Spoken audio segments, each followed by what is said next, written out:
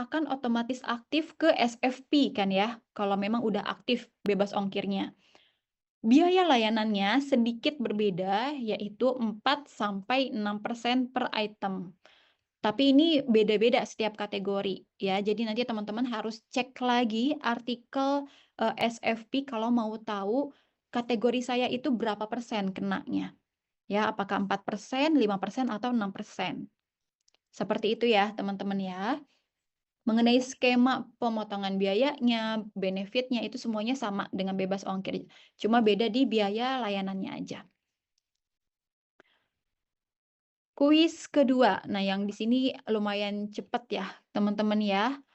Kak Gabriela, untuk mall wajib SFP ya Kak? Betul Kak Gabriela, wajib SFP. Jadi nanti Kak Gabriela kalau di Tokopedia Official Store, begitu integrasi, toko kamu itu akan otomatis terdaftar mall selama 3 bulan pertama, ya.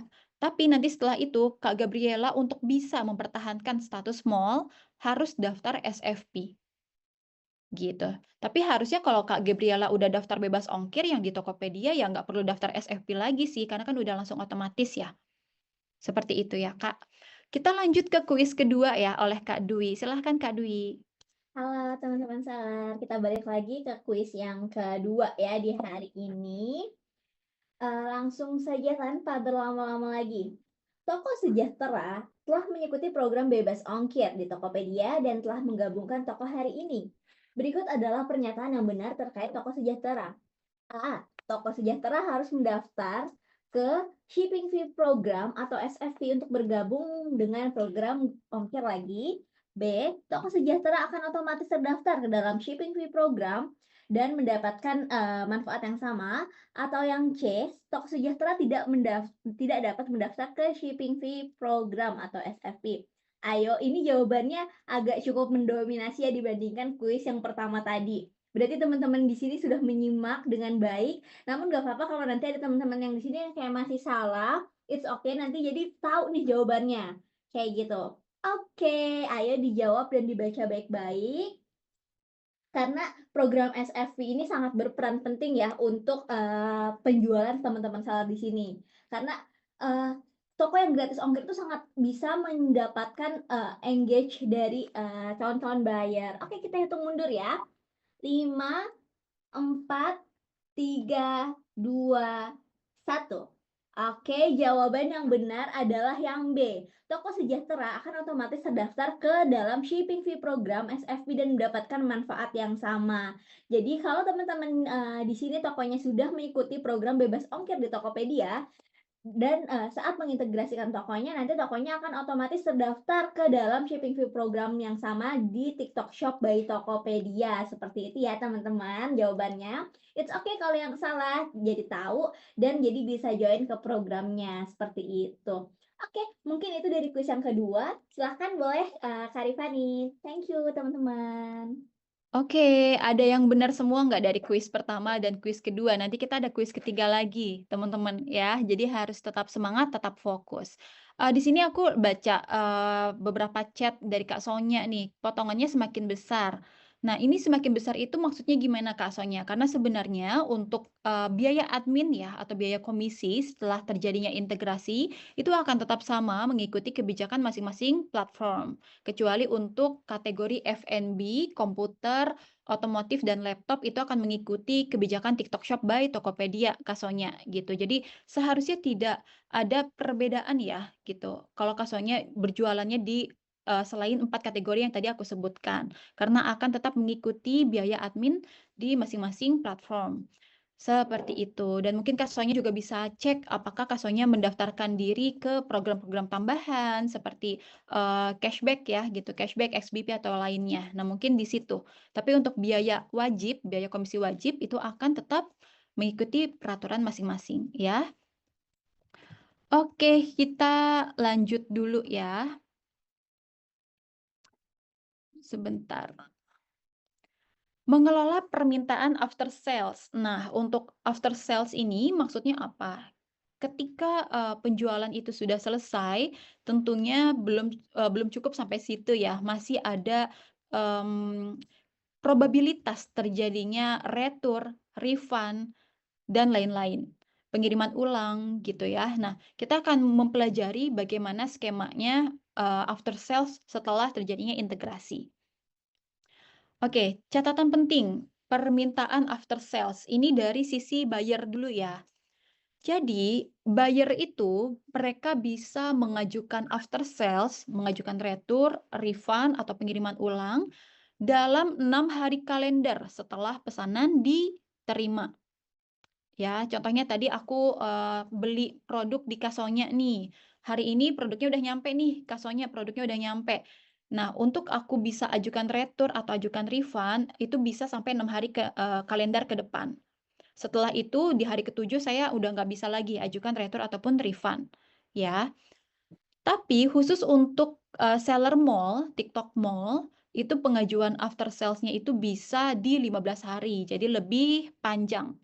Ya, itu perbedaannya untuk seller, non-mall di 6 hari kalender, pembeli bisa ajukan after sales, untuk seller mall 15 hari kalender. Lalu yang harus dilakukan, Kak Sonya nih sebagai seller itu adalah melakukan, konfirmasi atau memberikan tanggapan dalam 2 hari kalender, mau ditolak, mau disetujui, atau berikan solusi alternatif. Ya, jadi jangan didiemin nih untuk pengajuan after sales-nya. Karena kalau misalnya kelewat 2 hari kalender, maka akan disetujui otomatis oleh platform.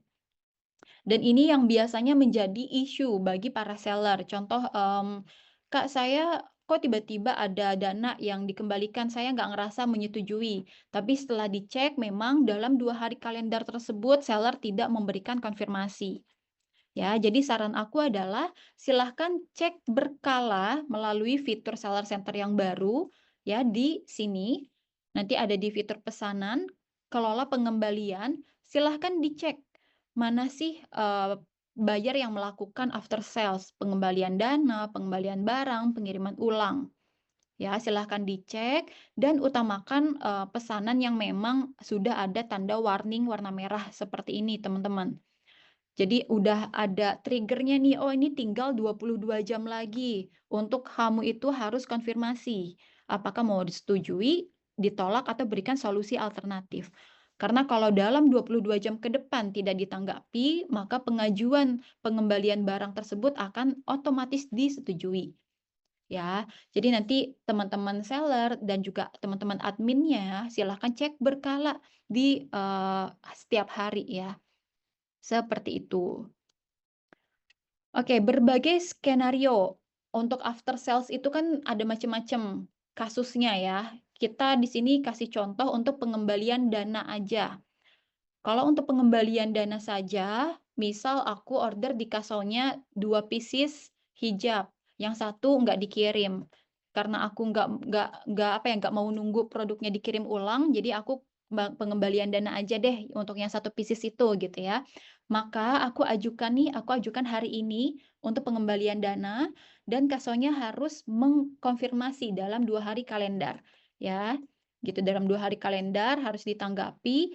Kalau Kakaknya setuju, maka hari berikutnya dana akan dikembalikan ke aku. Oke.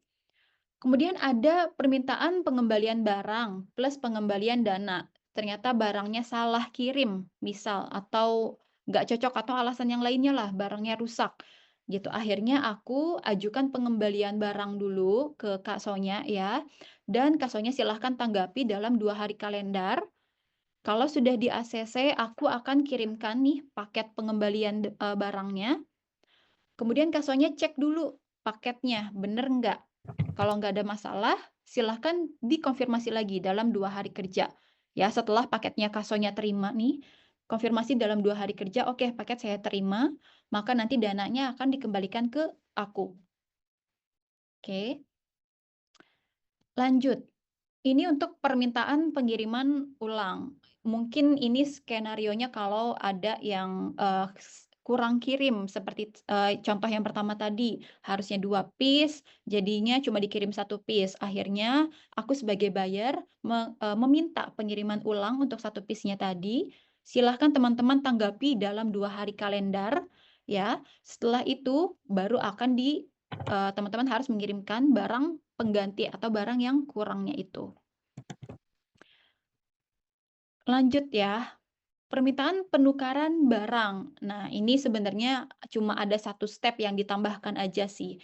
Jadi kalau penukaran barang, misal aku belinya itu hijab krem ya, tapi kasonya kirimnya hijab coklat.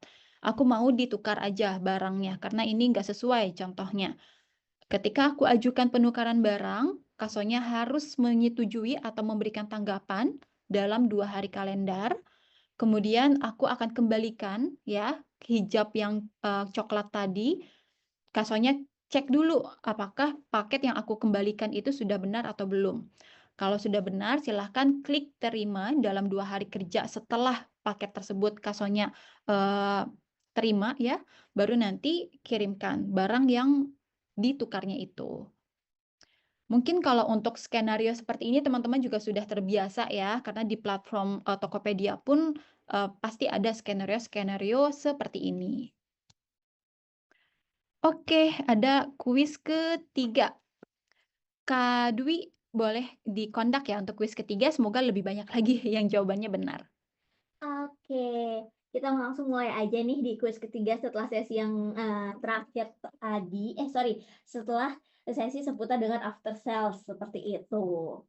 Oke, untuk kuis yang ketiga itu kita ada berapa lama seller harus meninjau dan menanggapi permintaan after sales dari pembeli sebelum otomatis disetujui oleh platform.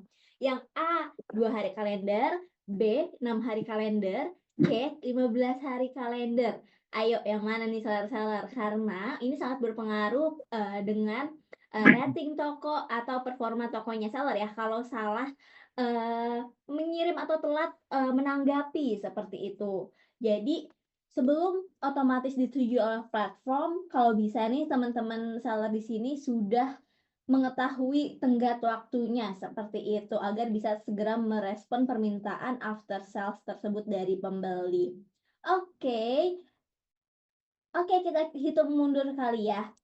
5, 4, 3, 2, satu, jawabannya itu adalah yang A, 2 hari kalender. Banyak teman-teman seller di sini yang udah benar, namun ada beberapa yang salah. It's okay, teman-teman seller di sini jadi tahu nih yang salah, oh berarti kita itu harus menanggapi permintaan after sales selama 2 hari kalender sebelum disetujui oleh platform ya teman-teman ya, untuk menghindari, eee, rating toko yang buruk atau, performa tokonya seller yang akan menurun, seperti itu. Oke deh, sama-sama di sini. Mungkin kita bisa lanjut ke materi selanjutnya ya, perihal dengan power shop seperti itu.